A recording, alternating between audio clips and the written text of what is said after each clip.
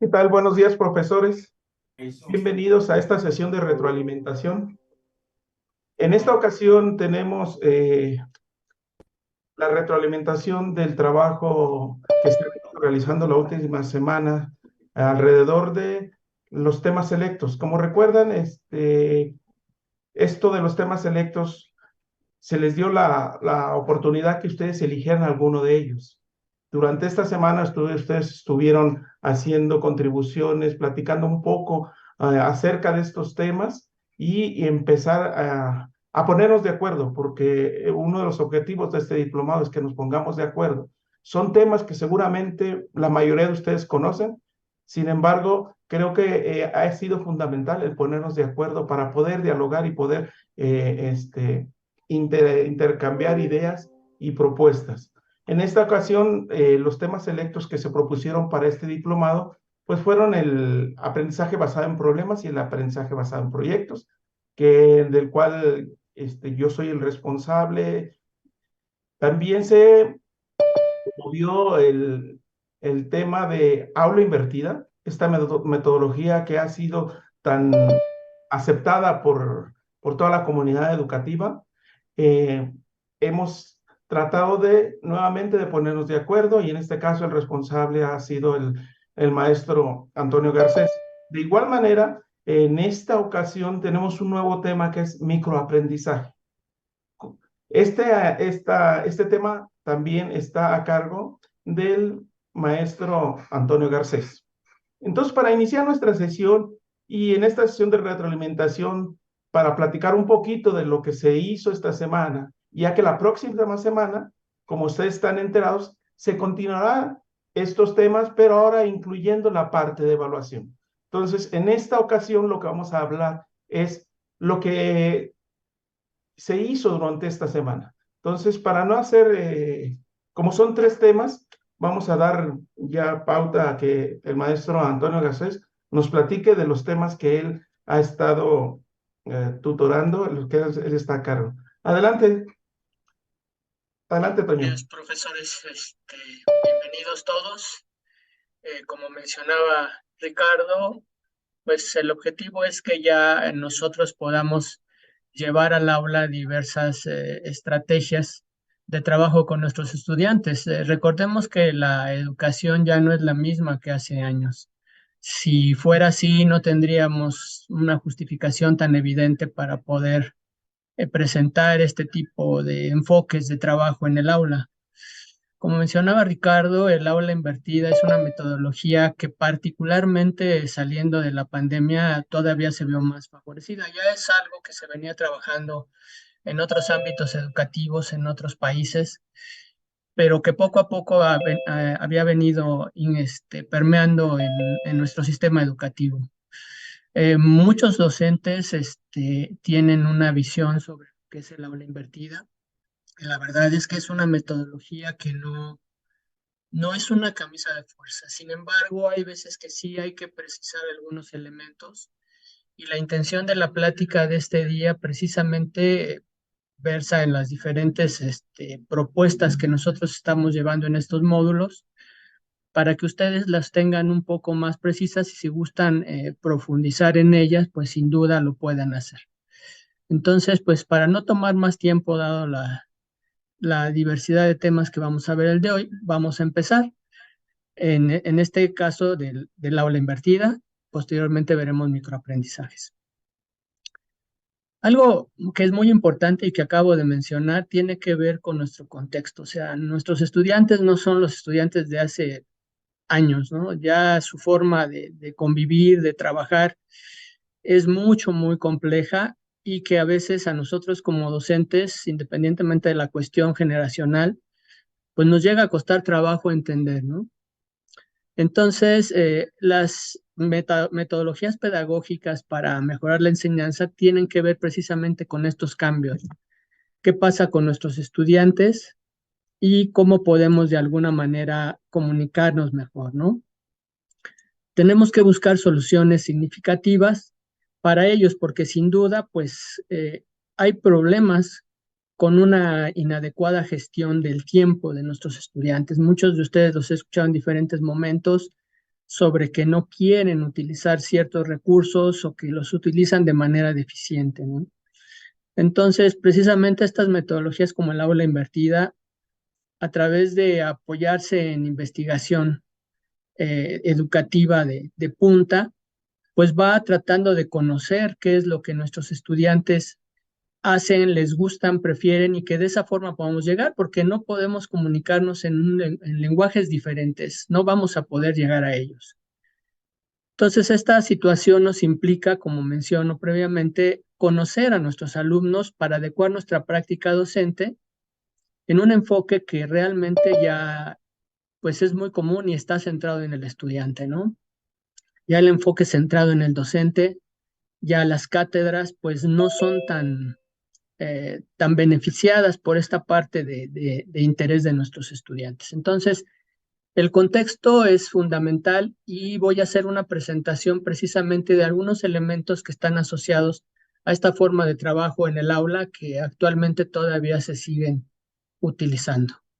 ¿Sí? El primero de ellos, y que creo que es muy importante, es sobre los hábitos de lectura de nuestros estudiantes. Aquí, como un apoyo, he puesto algunas gráficas obtenidas por parte del INEGI alrededor de lo que nuestros estudiantes hacen en cuestiones de lectura. Se sabe que el 90% no asiste a la biblioteca y buscan las lecturas incidentalmente. Eso ya nos empieza a generar ahí algunos problemas cuando nosotros hacemos nuestras planeaciones. Prefieren 10 veces más los periódicos y revistas que los cómics, ¿sí? Con toda esta es información del INEGI, por eso la estamos reseñando. En la lectura por entretenimiento y cultura general supera varias veces la de estudio. Es decir, si nosotros queremos que lean por estudio, pues la verdad es que ya de inicio, pues vamos a obtener una resistencia por parte de ellos, ¿sí? En promedio, ellos leen un 1% de su tiempo disponible y esto implica que con respecto a países líderes como Finlandia, pues realmente es una fracción ínfima. Entonces, si nosotros queremos asignarles a nuestros estudiantes lecturas de muchas páginas, pues ya sabemos a qué nos vamos a enfrentar. O sea, muchas veces decimos, no leen, no consultan, pues ya lo sabemos porque esa es su esencia, ¿no? Ellos se mueven en otros ámbitos y nosotros todavía a veces queremos indicarles ciertos materiales que no van a llegar a su objetivo. ¿Sí? También tenemos qué es lo que a ellos les gusta, ya no hablemos tan solo de la parte de lectura, ¿sí? Sino también aspectos sobre de cómo se mueven ellos en los medios diferentes. Por ejemplo, YouTube ya desde hace varios años supera por mucho a las búsquedas. ¿Y esto qué quiere decir? Que el contenido multimedia pues es dominante, ¿no? Aquí vienen algunas cifras sobre el número de descargas que se dan en YouTube por cada minuto. Entonces, pues esto también nos puede ir indicando qué podemos hacer con respecto a nuestros materiales. ¿Cómo podemos comunicarnos con ellos? Por ejemplo, los mensajes escritos, WhatsApp nos señala que hay 42 millones de mensajes por minuto y todavía esta cifra no está totalmente actualizada, es la más reciente que encontré. Pero algo interesante es que uno de cada dos usuarios de este medio de comunicación tienen entre 15 y 35 años y nosotros pensamos nuestras poblaciones estudiantiles probablemente estén concentradas en este tipo de medio de comunicación, ¿sí? Otra situación adicional es que 91% buscan la distracción y la socialización. Eso creo que ya lo sabemos. Los vemos en el salón, los vemos en los pasillos y realmente nuestros estudiantes están en dinámicas que a veces nosotros no nos identificamos. Entonces seguimos nuevamente cómo comunicarnos con ellos a partir de las dinámicas que ellas desarrollan. 35% de su tiempo, estamos hablando de la tercera parte de su día, es decir, prácticamente 8 horas, lo pasan en el móvil. 95% de este tiempo lo dedican a juegos y a cuestiones de redes sociales. Esto tal vez sea una medida de interés para saber cómo podemos comunicarnos con ellos, sin duda, ¿no? ¿Qué tipo de actividades podemos desarrollar? Ya como la corona de todos de estos comportamientos, por ejemplo, Netflix tiene unas 452,000 horas de descargas por minuto. Yo he trabajado con algunos docentes que, por ejemplo, en las clases de historia han utilizado los documentales de Netflix para que los estudiantes puedan, por ejemplo, trabajar sus contenidos, ¿no? Claro, obviamente, pues de forma mediada, forma moderada. Y pues digamos que el rey actual es TikTok, con 167 millones de videos por minuto. Ya sabemos que son breves. Actualmente a los estudiantes les gusta eso, o sea, por mucho que nosotros pensemos que tienen la capacidad, a ellos les gusta la inmediatez de muchos contenidos y de estos canales de comunicación.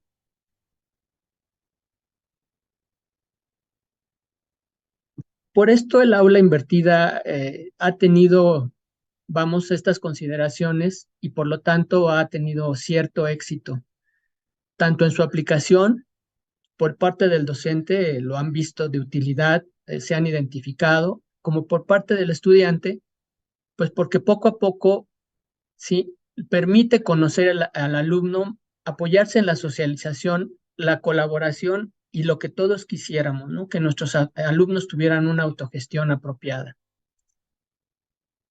Adicionalmente, guía materiales breves. Acabamos de hablar de su capacidad, y digo más que capacidad, su gusto por a qué dedicarse, ¿no? No les gusta leer, les gusta la multimedia, les gusta la socialización y también nos indica el aula invertida cómo manejar la intención de aprendizaje, los tiempos y la evaluación en cada etapa. Esto sí es muy importante. Una de las profesoras que ingresó hace unos minutos hablaba de su interés sobre la evaluación. El aula invertida es una metodología que busca estar desarrollando una evaluación continua porque nos permite ir haciendo ajustes, ¿no? O sea, no hay un escenario fijo actualmente, a veces es poco afortunado porque nuestros estudiantes pues se distraen muy fácil y captar su atención y su interés, pues sin duda es difícil. A veces todos decimos, no, pues es que queremos que sean autogestivos.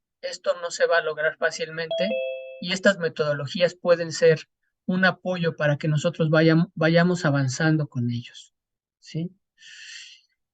También es importante esto, ¿no? No abusar de la tecnología. Algunas cuantas pueden ser suficientes, a veces puede ser una, dos. A veces queremos que utilicen mucho la tecnología y eso lo que ocasiona es que ellos se distraigan y que los aprendizajes pues realmente no se logren porque los tiempos disponibles pues se van a perder y el aula invertida lo que busca es lo contrario, ¿no? Que el tiempo en aula se potencie. Ya recordamos de nuestros materiales que tiene tres fases, la fase antes, la fase durante y la fase después. Precisamente en ese aspecto presentamos esta imagen donde presentamos algunos ejes de trabajo sobre el aula invertida, ¿no? La evaluación es continua, ¿sí? Esto ayuda tanto a la mejora del docente, que nuestros alumnos verdaderamente puedan aprender, que ajustes en la pedagogía y la didáctica, y a su vez nos permitan ir desarrollando instrumentos de evaluación. Todos queremos también como docentes poder tener una evaluación más sencilla y que no nos quite tanto tiempo para poder dedicarnos más a nuestras clases. Como profesores, definitivamente, lo acabo de mencionar, buscamos disminuir la carga docente y la carga docente no es nuestra interacción con nuestros alumnos, sino la parte administrativa, la parte de cómo podemos medir los elementos que son de interés para la evaluación. Obviamente nos permite innovar y potenciar el tiempo. Esto lo voy a mencionar en algunos otros instantes. También es muy importante, la potenciación del tiempo no tiene que ver con tomar tiempo de nuestros estudiantes, sino que el tiempo verdaderamente disponible lo podamos utilizar de manera efectiva. Si nosotros estructuramos de manera correcta estas estrategias, el papel de guía y facilitador va a tomar sentido. De otra forma, pues ya mencionábamos ayer en la sesión pasada, hablábamos de que el trabajo puede ser excesivo, ¿no? Entonces, este trabajo de guía y facilitador puede permitir efectivamente disminuir la carga del docente. Ya mencionábamos también el aspecto de potenciar el tiempo en la clase, ¿sí? Y esto se debe con materiales breves curados o propios. O sea, a veces decimos, bueno, pues yo voy a dar a mis estudiantes un libro, muchas hojas, un tratado, algo para que revisen, y ya sabemos que no lo van a hacer. Entonces, esto de hablar de materiales curados y o propios, habla de materiales breves, muy puntuales, ¿uh? Y con exploraciones dirigidas. Esto evidentemente es cómo se puede lograr, pues efectivamente aplicando de manera correcta la fase antes, conociendo a nuestros estudiantes, sus deficiencias, sus preferencias, la forma de trabajo con la que podemos trabajar con ellos, y precisamente así podemos potenciar el tiempo en clase porque no perdemos tanto tiempo en organizarnos o en buscar esas deficiencias durante el tiempo de la sesión. Sin duda está muy orientada al desarrollo conceptual, que es el antecedente del desarrollo cognitivo, ¿sí? ¿Y cómo se logra? Pues a través de actividades colaborativas, un aprendizaje o una enseñanza centrada en el estudiante y corresponsabilizando al estudiante. Esto es muy importante porque ¿cómo corresponsabilizamos al estudiante? La formación de equipos en el aula invertida es central. A veces nosotros decimos, pues del 1 al 5 es el primer equipo y así sucesivamente. La fase de antes nos permite ir conociendo a nuestros alumnos y la formación de equipos se hace de forma heterogénea donde nosotros de alguna manera tenemos elementos para que nuestros estudiantes nos apoyen al aprendizaje de sus compañeros en su propio lenguaje, en sus propias dinámicas y de una forma que nosotros no podemos incidir fácilmente. Esto también puede incidir en nuestra disminución de carga docente y llegar con mejores resultados al logro de nuestros objetivos educativos. Como mencionábamos, y desde el principio, conocer al estudiante es central. Por eso es que debemos desarrollar descubrimientos dirigidos que los que nos van a permitir reestructurar la clase, apoyarnos en la tecnología y desarrollar dinámicas ágiles y atractivas. O sea, el aula invertida, como vemos, es un esquema, como mencionábamos, no es una camisa de fuerza, pero que sí va dando elementos que sí tenemos que cuidar porque de otra manera no vamos a poder aprovechar su potencial, ¿sí? El aula invertida tiene diversas variantes, o sea, precisamente hablamos de que no puede haber una metodología única porque no hay un solo tipo de profesor, no hay un solo tipo de estudiante y no hay un solo tipo de enseñanza. Entonces, por ese lado, pues han aparecido diferentes variantes. La primera de ellas es una que se conoce como peer instruction, o instrucción de pares, ¿sí? Y fue desarrollada en los 90, ha tenido una actualización reciente y busca el desarrollo conceptual. El punto central es que entre pares se ayudan, lo que mencionábamos, ¿cómo podemos hacer que el docente llegue mejor al estudiante? Pues si tienen la misma forma de entenderse, es más fácil. El profesor no tiene que tomar tanto tiempo en investigar o en adentrarse en la forma de comunicarse con el estudiante, porque ellos ya crearon esas redes, esos lazos. Entonces, a través de una práctica colaborativa y las preferencias de los alumnos, se trabaja a través de grupos reducidos. Digo, esta fue la primera aproximación y sin duda sabemos que no es el escenario que tenemos nosotros en nuestros grupos. Normalmente tenemos grupos numerosos. Sin embargo, precisamente previendo esto, se han ido evolucionando y, por ejemplo, posteriormente, Novak y otros generan el modelo Just in Time, que pues sin duda tiene sus ventajas y es una mezcla muy cuidadosa de actividades de aprendizaje, ¿no?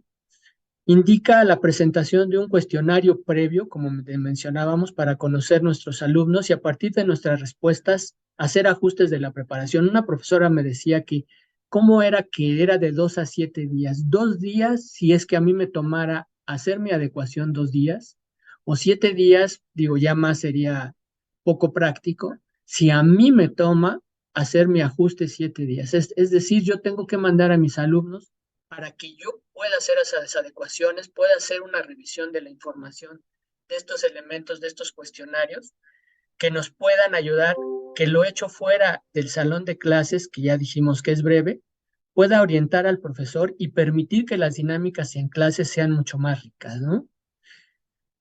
Otro esquema que también se desarrolló es el aprendizaje basado en equipos, que realmente lo manejamos mucho como el trabajo colaborativo, ¿sí?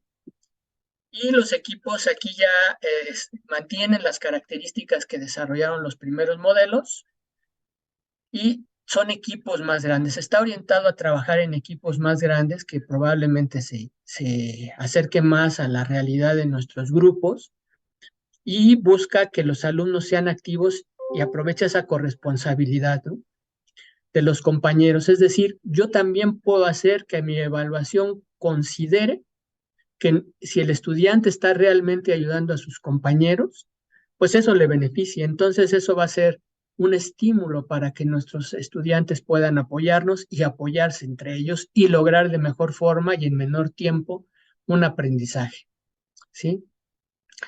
Finalmente, digo, dentro de 4 modelos muy populares está el modelo del aula invertida, que está desarrollado por sus autores Bergman y Sams, y tiene un origen en 2012 y una actualización en 2018.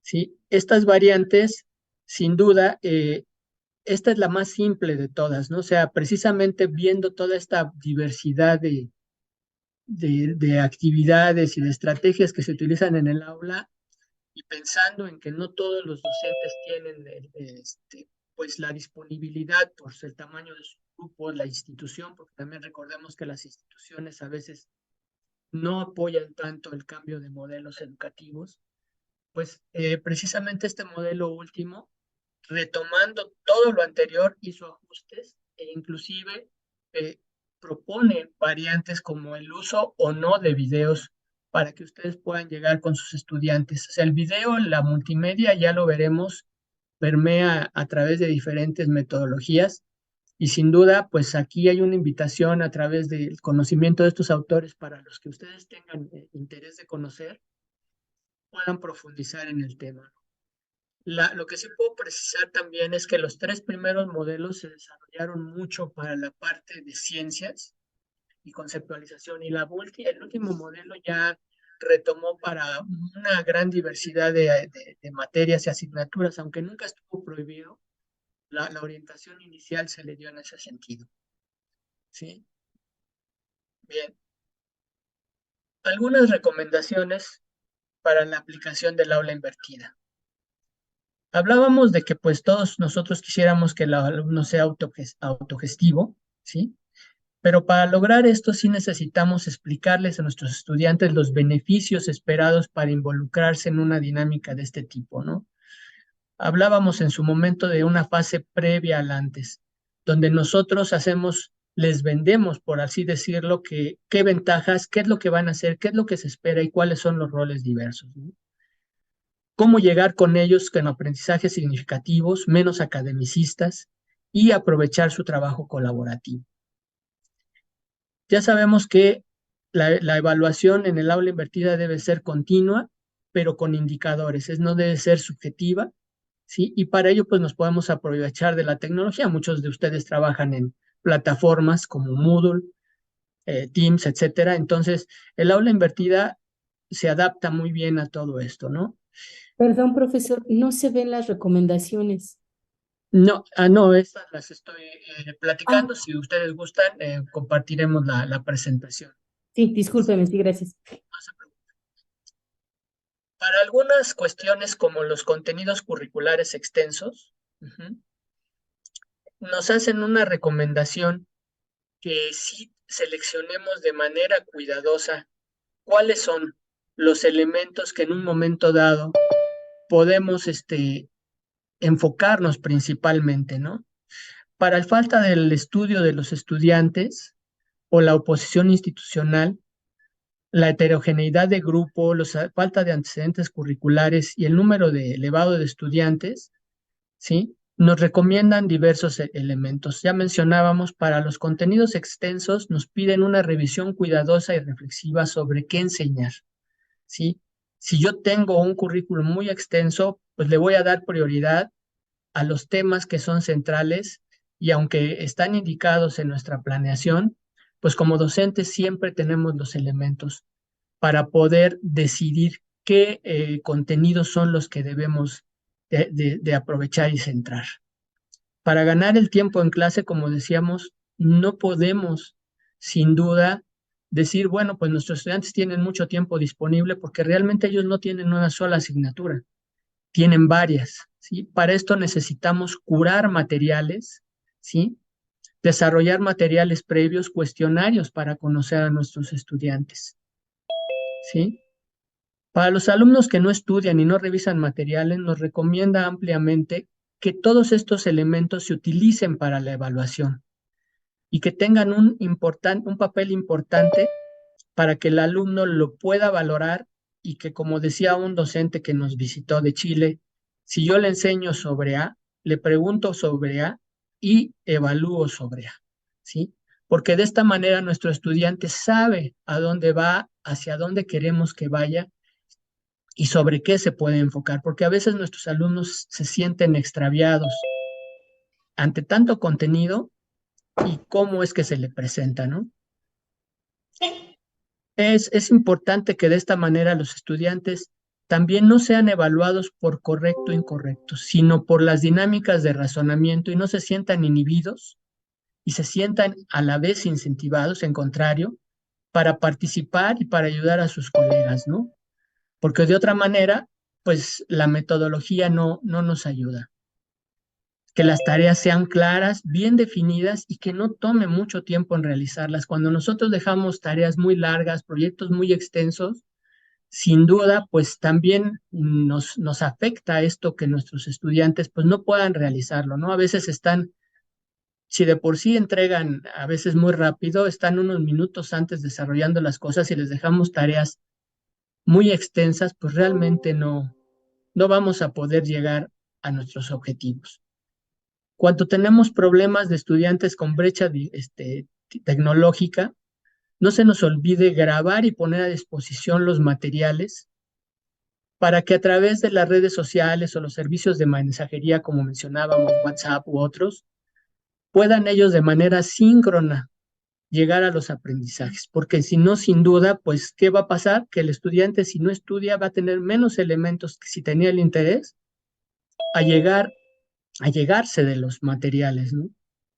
Y con los grupos muy numerosos, ya hablábamos de los equipos heterogéneos donde los propios estudiantes nos ayuden a comprenderse y aprender entre ellos mismos.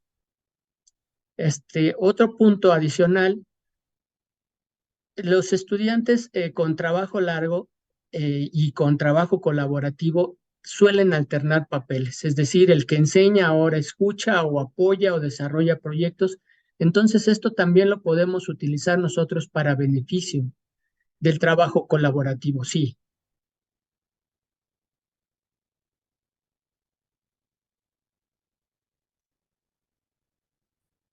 Y lo que pasa con respecto a esto es que se volverían muchas diapositivas y mucho material por cada una. Por eso ahorita, sí, todo esto se los vamos a compartir para que ustedes puedan seleccionar todas estas recomendaciones que están estrictamente pensadas para que puedan ustedes ir seleccionando algunos criterios y que están soportadas en las metodologías. En este caso, y digo, no sé cómo andamos de tiempo, permítanme revisarlo, ya llevamos tiempo en exceso. Vamos a presentar el material en el que les voy a compartir, trae un caso de aplicación del aula invertida y su contraste con respecto a lo logrado por el docente. Este material les va a ayudar para que ustedes puedan en la siguiente etapa de evaluación por rúbricas, puedan desarrollar un ejercicio y a su vez puedan ustedes también valorar el material que ustedes van a ofrecer como producto de este módulo. Sí, digo, por el tiempo ya no voy a poder presentar el ejercicio, ¿sí?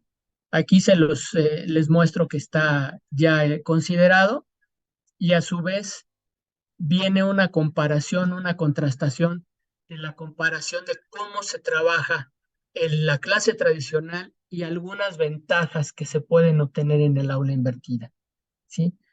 Yo sé que es bastante material, pero el aula invertida, como mencionábamos, es una metodología muy amplia y que a veces, pues, no podemos aplicar de manera muy puntual y que debemos irla ajustando de acuerdo a nuestra práctica docente. Entonces, la invitación del aula invertida es que es una metodología integradora, ya lo mencionábamos con Ricardo en diferentes sesiones, en las sesiones anteriores, y es importante que ustedes sí trabajen muy bien la parte del contexto, la selección del material, el conocimiento del estudiante y las dinámicas. A partir de esto ustedes van a poder desarrollar y aplicar correctamente, y cuando digo correctamente no es que ya hablamos de, no hay, de ese punto que hay que manejarlo con mucho cuidado, con los objetivos, el logro de objetivos que ustedes buscan. De otra manera, el aula invertida no va a poder aprovechar la fase antes, durante y después si no nos conectamos con él correctamente. No vamos a poder potenciar el tiempo si no conocemos a nuestros estudiantes y pasamos esos elementos que en un momento dado ellos requieren saber y que nosotros requerimos para que ellos también puedan interactuar y trabajar bien en nuestras sesiones. ¿Sí?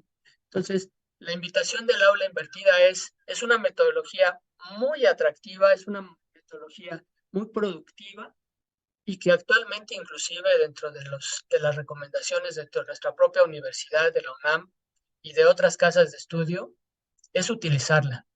Pero por lo mismo tenemos que ir utilizándola poco a poco, ir aprendiendo, ir afinando el modo de trabajo dentro de ella. Sí. Como mencionaba, pues el tiempo es un poco corto para esta sesión de 1 hora y sin duda, pues lo que buscamos es que podamos apoyarlos con estos materiales que les vamos a compartir y estoy abierto para algunas preguntas que ustedes puedan tener con respecto a esta metodología de trabajo. Gracias. Gracias, Toño. Sí. Dado el tiempo, ¿qué les parece si dejamos las preguntas hacia el final?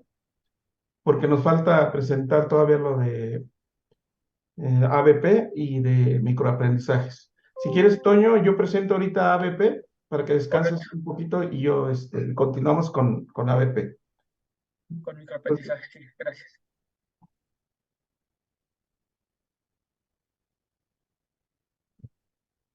Bueno, otro de los temas que se propusieron para estos temas selectos fue el aprendizaje basado en proyectos y el aprendizaje basado en problemas. De alguna manera los unimos porque tienen ciertas coincidencias, seguramente como ustedes que ya revisaron el material que les proporcionamos, es importante recalcar que no es lo mismo.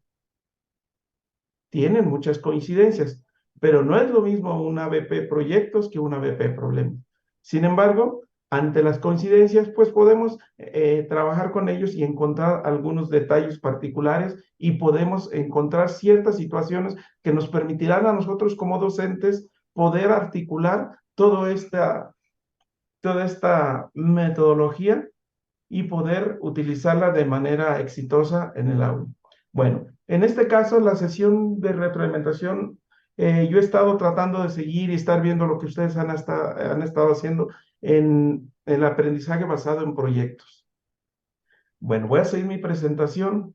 Algo importante es que algo que nosotros como profesionales en la educación, cuando hacemos intervenciones en el aula, cuando hacemos intervenciones educativas, lo que nosotros siempre hacemos es analizar, por un lado, qué es lo que queremos, qué es lo que queremos que alguien aprenda, qué es lo que queremos que nuestros alumnos aprendan. Enseguida nosotros nos preguntamos, ¿y cómo se aprende eso que nosotros estamos buscando acercar, ese conocimiento que nosotros pretendemos acercar a nuestros alumnos? Entonces, ese qué y ese cómo son fundamentales para hacer o intentar acercar el conocimiento que nosotros estamos proponiendo para nuestros alumnos. Luego, cuando hacemos ese análisis, nos preguntamos, bueno, ¿y cómo se debe organizar esa intervención para poder activar esos procesos de aprendizaje? ¿Qué estrategias debemos de seguir? ¿Cuándo? ¿Cuánto? ¿Dónde? ¿Con quién? ¿En dónde? Es decir, el contexto donde nosotros queremos intervenir. Una vez que hay claridad en todo esto, en este análisis de lo que queremos hacer, entonces viene la tarea de nosotros de generar la intervención. Y en esa generación de intervención nosotros debemos, lo que normalmente hacemos es generar las condiciones para que se produzca esa situación de aprendizaje. Y a partir de establecer esas condiciones, empezamos a definir una serie de procesos donde nosotros buscamos tener ciertos resultados o contenidos, ¿sí?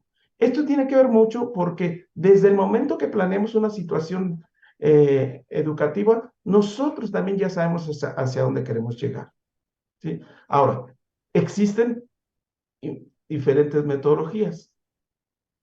El detalle está en que de acuerdo a lo que se ha presentado últimamente, estamos tratando de promover aquellas metodologías donde el alumno se vuelva activo, que es decir, que el alumno participe muy cercano a su aprendizaje. No estoy diciendo que se deje al alumno solo. Dependiendo del nivel, pues hay cierta soltura para poder que el alumno se pueda desenvolver en ese proceso de aprendizaje.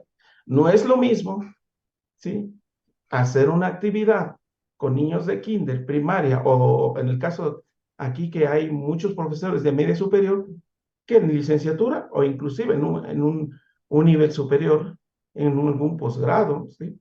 Bueno, dentro de esas metodologías de las que yo quiero platicar es lo que vimos esta semana del ABP.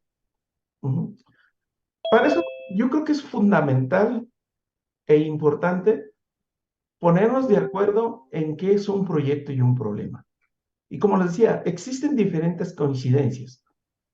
Tanto el proyecto como el problema son esfuerzos que tienen un tiempo y que se llevan para crear un producto, productos, servicios y que buscan un resultado único. En el caso de un proyecto se busca ya sea un producto tangible o intangible. En el caso del problema se está buscando una solución. Y tras esta organización, bueno, un proyecto pues transcurre en un tiempo y tiene un objetivo con el propósito de que se resuelva ese proyecto y el problema. De manera particular, en educación, lo que estamos buscando es el poder acercar el conocimiento a nuestros alumnos.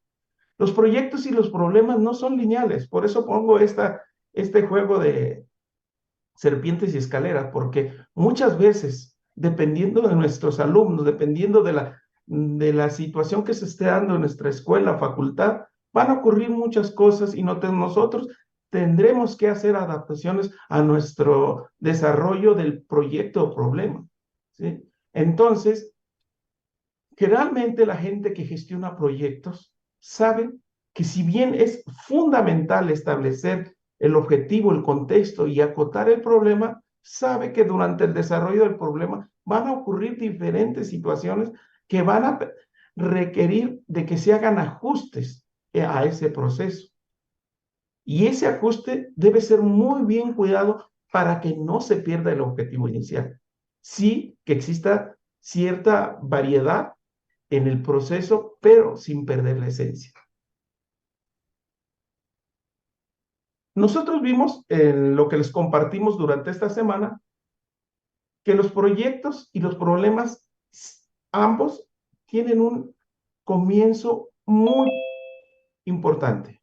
Todo inicia con la presentación de un problema o un proyecto donde los estudiantes deben de proponer su solución o generar el producto, ¿sí?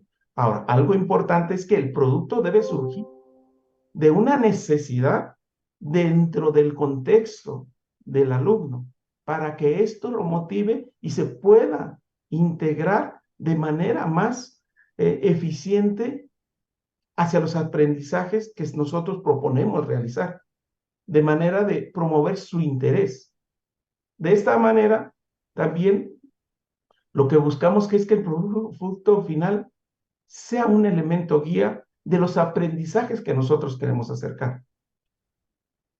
La correcta solución de un problema, pues, un elemento que nosotros como especialistas en la disciplina, nosotros podemos ir valorando. Y también les mostramos diferentes coincidencias. Y yo creo que la coincidencia que yo quiero destacar es la primera que les mencioné, ¿sí? Que es, todo debe iniciar con un problema que sea cercano a los alumnos.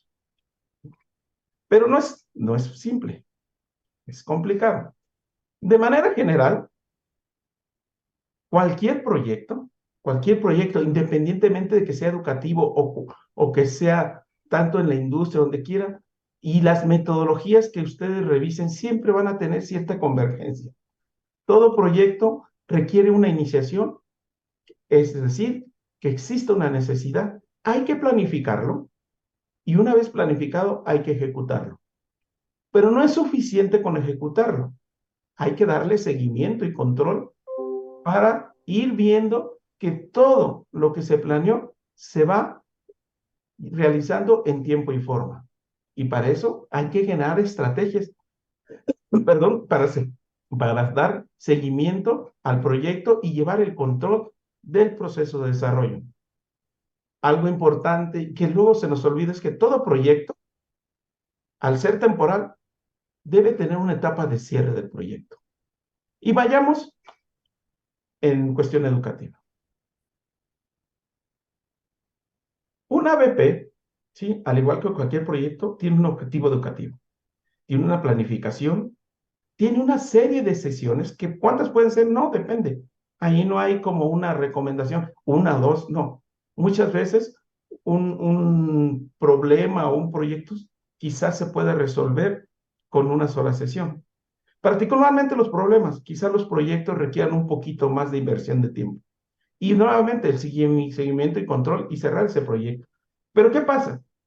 En el caso del objetivo educativo, necesitamos analizar el entorno educativo, estar conscientes de que nuestro rol de docentes va a ser diferente, vamos a tener que dar seguimiento del aprendizaje, pero también el desarrollo del proyecto, esas guías de cómo ir generando retroalimentaciones, de ir provocando a los alumnos para que tengan necesidad de buscar nueva información que les permita ir resolviendo el problema o el proyecto. Debemos de saber que, más bien, debemos estar conscientes de los aprendizajes que nosotros estamos esperando. Analizar la viabilidad del problema o proyecto.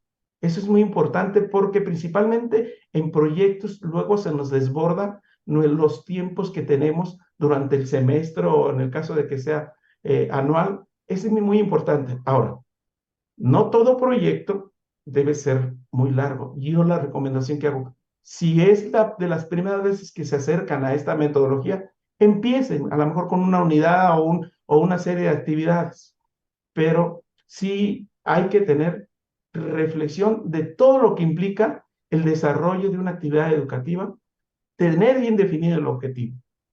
Parte importante, como lo he venido mencionando, es la planificación. Es importante, como les mencionaba en los ciclos de vida de un proyecto, es definir el alcance educativo. ¿Sí? Es definir detalladamente los aprendizajes esperados, porque esos aprendizajes esperados hay que transferírselos a los alumnos. Hay que estar en constante comunicación con los alumnos. Y viene una parte importante, establecer las estrategias didácticas para conseguir los aprendizajes esperados. Y mencionaba Toño, una de las características de estas metodologías es que son integradoras, ¿sí?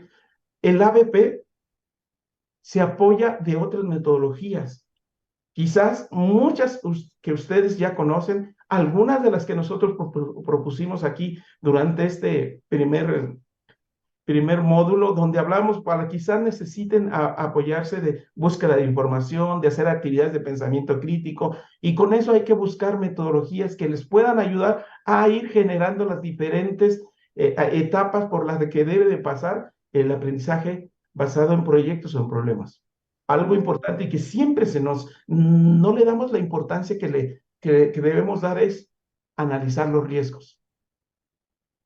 Las empresas, cuando desarrollan un proyecto, dicen, necesito ver si va a subir el material, si van a faltar mis trabajadores. En el caso de actividades educativas también es importante. Muchas veces necesitamos tener control. ¿Qué pasa si se les cae internet? ¿Qué pasa si un alumno no va? ¿Hacen trabajo en equipos? ¿Cómo lo van a resolver? ¿Qué pasa que en muchas de las situaciones que hemos tenido en la UNAM, que si se da un paro, que si es un día de descanso? Y algo también que es importante y que luego también no le damos la importancia que debería de tener es estimar los esfuerzos que implica la actividad tanto para el profesor como el alumno. Y también algo importante, muchas veces generamos ideas que son muy buenas, no estamos conscientes de los recursos tecnológicos, didácticos que se van a requerir. Si vamos a requerir, a lo mejor desde papel para desarrollar el proyecto, desde servicios de internet, de tabletas, de ir a la unidad de cómputo, ¿sí? Todo eso es importante tenerlo en cuenta. Y podríamos hacer una lista más grande de cada uno de los puntos. Ustedes con su experiencia fácilmente podrían agrandar esta lista. Las sesiones de enseñanza y aprendizaje. Como yo les decía, las sesiones de enseñanza-aprendizaje casi es nuestra tarea cíclica que vamos a estar desarrollando durante el proceso del ABP, ¿sí? Necesitamos tener siempre establecido el espacio de aprendizaje. Y si va a ser, por ejemplo, aula invertida, no significa que nosotros les demos el antes y que nos olvidemos de ellos, no. Ese espacio trasciende más allá del espacio físico, del salón de clases, pero nosotros debemos tener controlado dónde se está generando esas actividades de nuestra actividad educativa de aprendizaje basado en proyectos o aprendizaje basado en problemas. Obviamente algo que ustedes ya hacen muy bien es la organización y asignación de las tareas, tratar de formular equipos. Estas metodologías son más exitosas cuando se trabajan en equipo. Pero hay algunos autores que dicen, pues sí, pero también lo puedes hacer individual. Pero lo ideal, y se ha comprobado que es mejor trabajar en equipo, tener control del desarrollo de las tareas. Y lo que les decía, estar prevenido en la gestión de cambios o imprevistos que se puedan dar durante el desarrollo tanto de las clases presenciales y si estuvieran utilizando ABP, pues también, tanto en el antes, durante y en el después. Conclusión es que estas actividades que son cíclicas nos invita el ABP a que podamos estar planificando, a estar poniendo a reflexionar a los alumnos y estar verificando sus intervenciones, pero algo importante es que nosotros tengamos control de eso. Todo ese ciclo se realizan diferentes actividades e insisto, hay que tener en cuenta las metodologías activas que nos favorecen el desarrollo de estas actividades. Muchas veces nos olvidamos de esas metodologías y, pues sí, se realizan, pero nos cuestan un poquito más de trabajo de llevar el control. Seguimiento y control, pues esto lo hacen ustedes. Muchas veces está relacionado. Bueno, la mayor parte lo relaciono con la parte de evaluación. ¿Sí? El ABP maneja fases. Sí, o sea, un proyecto, un problema, hay que definir fases. Y esas fases hay que darle seguimiento. Y dentro de esas fases hay que ir apoyando a los alumnos, proveyéndoles, ya sea que ellos busquen información o que nosotros les demos fuentes de información que les permitan ir desarrollando cada fase, ¿sí? Y esto nos va a dar como resultado que podamos darle seguimiento al aprendizaje. Porque al final, el aprendizaje que nosotros buscamos es uno, pero para llegar a él, a lo mejor requerimos de ciertos aprendizajes que características actitudinales, procedimentales, conceptuales, que también ustedes saben de eso. Ahora, también es importante que lo que nos vayan entregando nuestros alumnos, podamos organizarlos, gestionar esas evidencias, gestionar las tareas que nos vayan entregando. Y esta parte de definir fases es muy útil porque nos permite hacer retroalimentación y entrega de evaluaciones parciales, ¿sí? Finalmente, tenemos la parte de cierre. que también es una parte muy importante. Como les decía al principio, un ABP debe tener un tiempo, pero ese tiempo, al concluirlo, debemos hacer una retroalimentación, tanto para los alumnos de lo que se buscaba de aprender con el proyecto o problema. Pero también es importante que nosotros, algo que no nos estamos muy acostumbrados, ¿qué tal nos fue? ¿Qué le pasó al proyecto, al problema? ¿Sí? Analizar los resultados educativos y los de desarrollo del ABP. ¿Sí? ¿Qué sugerencias nos pueden hacer los alumnos? ¿Qué sugerencias nos pueden hacer colegas? Porque algo importante es que esto, lo que se busca es que una vez realizado, pues lo socialices. ¿Sí? Y así podemos hablar de diferentes pequeñas actividades que tiene cada una de estas fases. ¿Sí? Y tomando el modelo educativo del aula del futuro, ¿sí? Les digo, hay muchas actividades que se pueden hacer.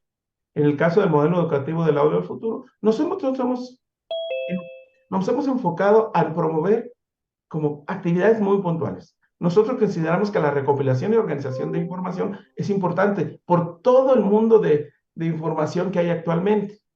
Es importante que esa información sea transformada a diferentes representaciones e inclusive ustedes ya llevaron un apartado donde se habló de esa recodificación de información. Y también se habló del trabajo en equipo, en el modo de trabajo colaborativo. Y el poder elaborar respuestas comunes que ustedes lo vivieron en los módulos de trabajo colaborativo. Pero algo importante actualmente es que una vez que tienes una solución, que tienes una propuesta, es que la socialices. Y hay que socializar esos en el alumno, hay que promover que el alumno vea sus resultados, porque eso también le sirve de reflexión. ¿Sí? Y así como es a nivel grupo, a nivel en equipo, también se puede trascender hacia la sociedad, principalmente porque el ABP están pensados en que puedan dar soluciones al contexto. Si recuerdan, el planteamiento fue o venía de una situación contextual del alumno. Pues lo ideal sería que también, una vez que se haya solucionado o solucionado el problema o generado el proyecto, pues retroalimentemos a la sociedad. ¿Sí? Eso también es muy importante. Y una vez que tenemos claridad de esto, pues sí, ahora sí ya podemos jugar con las tecnologías. Para cada una de estas, podríamos nosotros seleccionar aquella tecnología que más entendamos que más nos guste, que nosotros consideremos que el objetivo que estamos buscando, esa tecnología nos puede ofrecer. Eso es lo que hemos venido trabajando durante todo este módulo y hemos visto cómo este modelo al final tiene un enfoque, ¿sí? Donde lo importante es lo que queremos hacer. Después buscamos los recursos tecnológicos que nos permitan o nos apoyen para el desarrollo de esa actividad. Bueno, tengo un video que, ¿cómo andamos de tiempo? 2 minutos. Dura 2 minutos este video. Pero vamos a hacer lo siguiente. ¿Cómo realmente debemos llevar como una actividad en el aula? Me encontré esta información, ¿sí? En un evento que estuve de manera virtual y me gustó y por eso lo quiero compartir. Algo importante, es más, si me permiten, mejor pongo el video. Dura 2 minutos. Pues ya estamos sobre el tiempo de la sesión, ¿sí? Ya son las 2.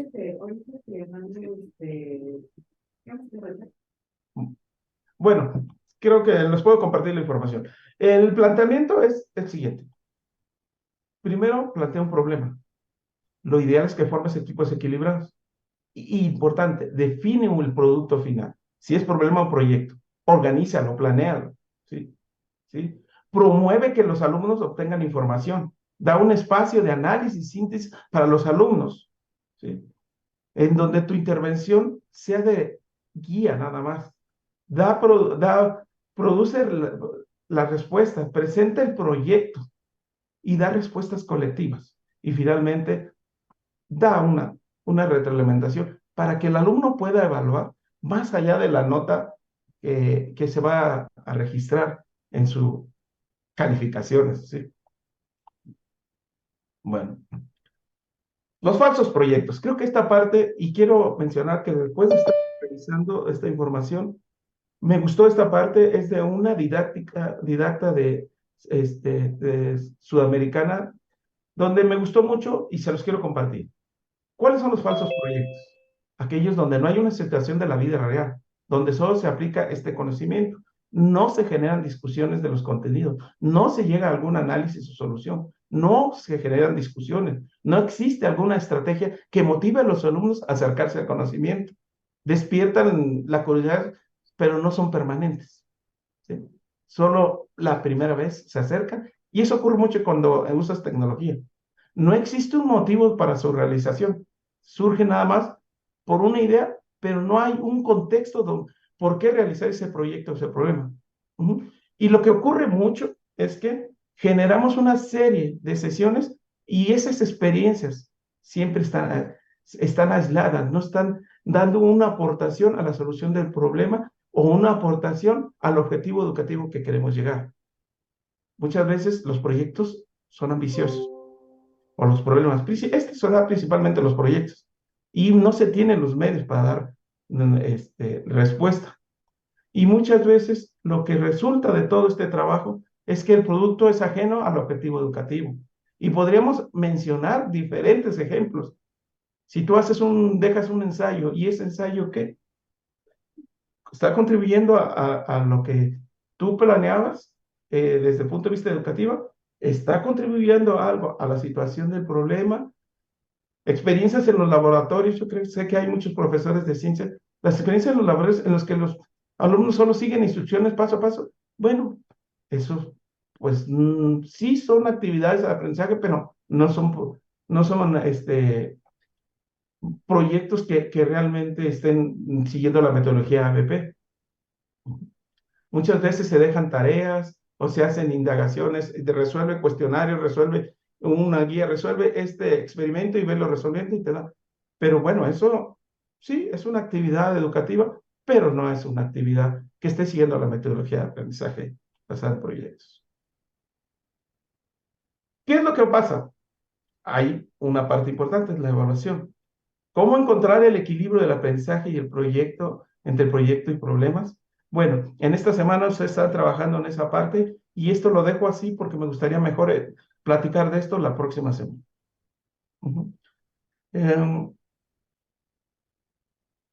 Me encontré revisando lo que ustedes hicieron, les recomiendo que visiten y vean los videos que hicieron sus compañeros, ¿sí? A grandes rasgos, por decir, el que desarrolló Eva Cristina Ramírez de manera particular, y quiero enfatizar, de manera particular, y fue los que he podido revisar, me gustó mucho porque está muy completo, definen fases, hay un problema, un problema que está atacando, y está otro que es de Tania Julieta Capulín, ese me gustó porque ella es una profesora, creo que es de inglés, y el problema que está abordando es un problema social. Eso fue lo que me llamó la atención. Y de manera particular, me estuve viendo el del profesor Carrillo, porque ese tiene la característica de que él habla de diferentes, no sé si habla de aula invertida, habla de microaprendizajes, y está en la parte de aprendizaje basado en problemas y proyectos. Pero lo que quiero enfatizar aquí es, cuando vean este video, es que él trata de echarse mano de diferentes metodologías para resolver una situación siguiendo la metodología de ABP. Les tenía pensado presentar los casos de manera particular. Este es de un caso que ya fue de otro colega en otras emisiones de diplomado. Aquí están está el acceso al video de cada uno de estos, pero ustedes vayan y véanlos. Ustedes pueden ir a verlos directamente. Ustedes tienen acceso y pueden ver lo que hicieron sus compañeros. Los invito a que lo vean, más que Ricardo venga y diga qué es lo que le parecieron. Creo que ustedes tienen suficiente experiencia como para ver qué es lo que está ocurriendo. Y finalmente, Pues quiero agradecerles por su atención y ponerme a su disposición. Estamos en contacto, seguimos aquí. La próxima semana nos vamos a enfocar a ver el ABP y las posibilidades o qué factibilidad hay para hacer evaluaciones, qué instrumentos que hay en el ABP. Pues muchas gracias. ¿Sí? Toño, Sí, Ricardo, gracias. tenemos ya en tiempo, no sé cuánto tiempo dispongas para el microaprendizaje, porque ya estamos justo. Entonces, Mire, realmente entiendo esto y la situación como es microaprendizaje, yo esperaría tomar menos de 6 minutos en presentar lo que es la propuesta de nuestro producto de microaprendizaje. adelante, Toño. Gracias, voy a compartir un segundo.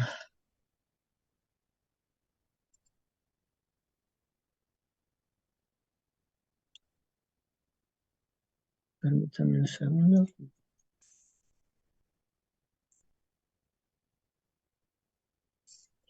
Yo les agradezco su atención.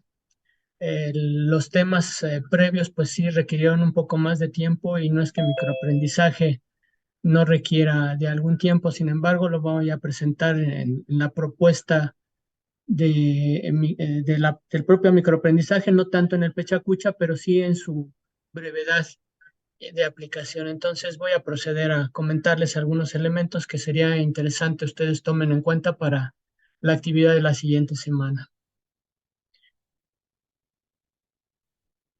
Primero que nada, es importante saber qué es, o sea, ya habían mencionado en los materiales audiovisuales que busca, focalizar las unidades de aprendizaje, los conceptos, de acuerdo a nuestro esquema actual de estudio de nuestros alumnos, ¿no? Ya lo mencionábamos en aula invertida, ya la situación de la inmediatez es algo que no nos podemos quitar. Si hay gente que tiene mucha capacidad de concentración, y no es que no sea algo general, sino que la propia tecnología nos ha acostumbrado a obtener la información de forma rápida. Ustedes mismos muchas veces entran a alguna página y si no lo ven de manera casi inmediata, o sea, está bien diseñada esa información, pues simplemente cambia, ¿no? Esta situación de microaprendizaje se utiliza mucho actualmente en la cuestión del e-learning o del mobile learning.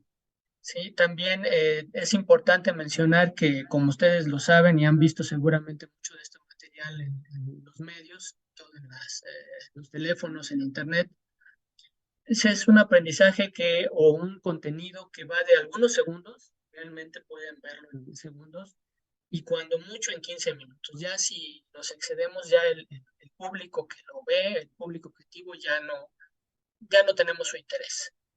¿Sí? En este caso, no tan solo consiste en cortar en pedazos más pequeños, sino en focalizar o puntualizar los temas y los conceptos para que le sea más fácil a nuestro estudiante, ¿no? Ya también se ha comprobado que este tipo de aprendizaje para nuestro tipo de estudiantes es muy efectivo, ¿sí? Y se utiliza mucho en el ambiente de lo que se denominamos la web 2.0, la movilidad y el aprendizaje ubicuo actualmente. ¿Sí? ¿Cómo podemos desarrollar el microaprendizaje? Pues dar una respuesta a preguntas de cómo adecuar la pedagogía y la didáctica a las dinámicas del aula. Actualmente ya se está hablando de términos como la micropedagogía, la microdidáctica, e inclusive, por ejemplo, tenemos por ahí un ejemplo que espero podamos compartir la próxima semana, hablan de una microaula invertida, ¿no? Entonces, ya el microaprendizaje está permeando incluso transversalmente entre metodologías, con el fin de que ustedes puedan ir obteniendo de mejor forma y de manera muy puntual y rápida la atención y el aprendizaje de los estudiantes. Permite absorber, decían los autores, de manera más eficiente. No está comprobado, de acuerdo a las investigaciones, una mayor eficiencia del 17% aproximadamente con respecto a otros métodos tradicionales de enseñanza. Además, genera un 50% más de participación por parte de los alumnos. ¿Sí? De sus aplicaciones en la educación, la verdad es que son muchas. Voy a poner aquí algunos para el desarrollo de conceptos, para desarrollar las capacidades de comunicación y síntesis de nuestros estudiantes, para desarrollar propuestas y proyectos. O sea, podríamos desarrollar un ABP en un microaprendizaje en donde, por ejemplo, pueda haber la discusión de un problema, una disertación, una argumentación, y de una manera precisa el alumno pueda llegar a su público. Obviamente, pues buscamos atraer la atención, podemos trabajar con grupos numerosos, yo creo que esto es muy atractivo para muchos de nosotros, trabajar con cursos, debates, elementos de ludificación. Realmente el microaprendizaje está permeando mucho precisamente por estos elementos que acabamos de mencionar previamente. Los ejes del microaprendizaje. Este modelo, aunque es antiguo, ya por ahí de los 60 estaba, se identifican algunos inicios. En el 2006 un autor, Hugh, propuso 7 ejes, ¿no? ¿Qué es lo que tenemos que tomar en cuenta? El tiempo, el elemento curricular, el tema, la forma, el proceso, el medio de comunicación. Esto lo diríamos en el pasado, no tendría tanto sentido, hablamos de los 60, pues había radio, televisión, periódicos, pero actualmente los medios de comunicación son muy amplios, y el tipo de aprendizaje, ¿sí? Sin embargo, pues algunos autores han tratado de aportar sobre este modelo y refuerzan sobre 3 ejes, ¿no? La parte de la tecnología, la parte del contenido y la parte de la pedagogía. En la parte tecnológica no todo se indica el video, sino, por ejemplo, también de forma muy puntual. Por ejemplo, podemos utilizar Twitter, podcast o mini ensayos, por ejemplo, una plataforma como Canva. Entonces, la tecnología en esta segunda vertiente que les presento, pues busca, y de hecho se utiliza para fortalecer esto de la medialidad, ¿no? Este término en inglés se llama mediality, y es la selección del medio de comunicación de cómo vamos a llegar a nuestros estudiantes. ¿Sí? En cuanto a la recomendación de contenidos, recomiendan, por ejemplo, hacerse ciertas preguntas. ¿Qué quiero que sepan y entiendan mis estudiantes para poder avanzar? Muchas veces son los antecedentes que queremos manejar con ellos. ¿Cuáles son los errores más comunes que afectan el aprendizaje del estudiante? También podría ser otro punto para poder abordar los contenidos. ¿Qué temas puedo individualizar? No todos los temas son 100%, vamos a decir, focalizables o puntualizables para poder trabajar. Entonces, a lo mejor si lo puedo hacer, tengo que ser muy cuidadoso. Y en un momento dado ya hablábamos de los contenidos extensos en aula invertida. ¿Cuáles son los 3, 4 o 10 cosas más importantes que quiero que mis estudiantes aprendan de mi asignatura? No se pueden ir sin esos contenidos, ¿sí? Entonces, esos son elementos o ejes del microaprendizaje, ¿sí? Nosotros en este módulo les pedimos un producto que se denomina Pechacucha, y obviamente considera que, por ejemplo, surgió para ofrecer proyectos de inversión. Entonces los inversionistas normalmente no tienen mucho tiempo y pues les ofrecían unos cuantos minutos. Entonces Pechacucha se soporta en ese tipo de necesidades, y que también se enfoca a nuestra actualidad. Nosotros no vendemos cosas, pero sí necesitamos llegar rápidamente a nuestros estudiantes, atraer su atención y en un momento dado que ellos se comprometan, ¿no? Este método puede estar asociado o lo podemos asociar a algo que se denomina la teoría cognitiva del aprendizaje multimedia. En él se define un objetivo educativo, los alcances con una estructura coherente, y se deben de cubrir esos materiales, esos puntos en el video, en el Twitter, en el podcast, en el medio que nosotros seleccionamos, ¿no? Obviamente, y asociado a esta teoría cognitiva, la diapositiva debe de asociarse adecuadamente con la idea y el concepto a exponer. Utilizar imágenes grandes y atractivas y exponer de manera fluida y clara. O sea, eso es muy importante porque pues, si no, a veces perdemos la atención o pues divagamos. En cuanto al aspecto de la presentación Pechacucha, pues ya lo habíamos mencionado en los materiales. Se utilizan 20 diapositivas en donde hasta el máximo de 20 segundos vamos a exponer cada una de ellas, el tema, el concepto que vamos a abordar. De preferencia se busca sea una reproducción automática. Bueno, no es indispensable, pero ayuda mucho. Y utilizar imágenes sencillas y el texto imprescindible, ¿no? Esos son los elementos de lo que en cierta forma podemos obtener con Pechacucha. Ustedes podrían hacer esto con video, o para aquellos que les gusta más un medio donde los estudiantes se expresen de otra forma, por ejemplo, ya mencionábamos Twitter, ¿no? Entonces, por ese lado, buscamos que esta actividad sí les ayude. Sobre todo mencionábamos elementos de llegar mejor a nuestros estudiantes de una forma de optimizando el tiempo y donde ellos participen y asimilen de mejor forma sus contenidos. Entonces, en este caso, pues, y buscando ser breve con respecto a lo que es el efecto del microaprendizaje y sus productos, pues les agradezco su atención y si hay algunas dudas, si hubiera algún tiempo, pues con gusto. Y sabemos que aquí en la Nacional Preparatoria, pues la mayoría de los profesores tenemos grupos muy numerosos.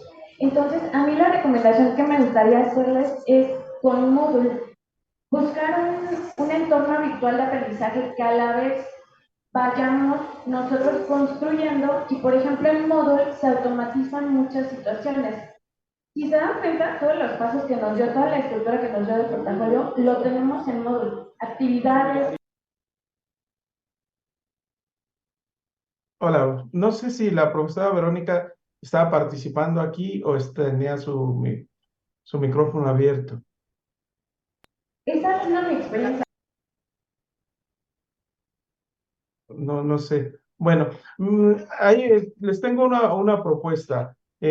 Como vieron, los temas son, pues al ser 3 temas, la descripción fue muy amplia y lo que se pudo encontrar.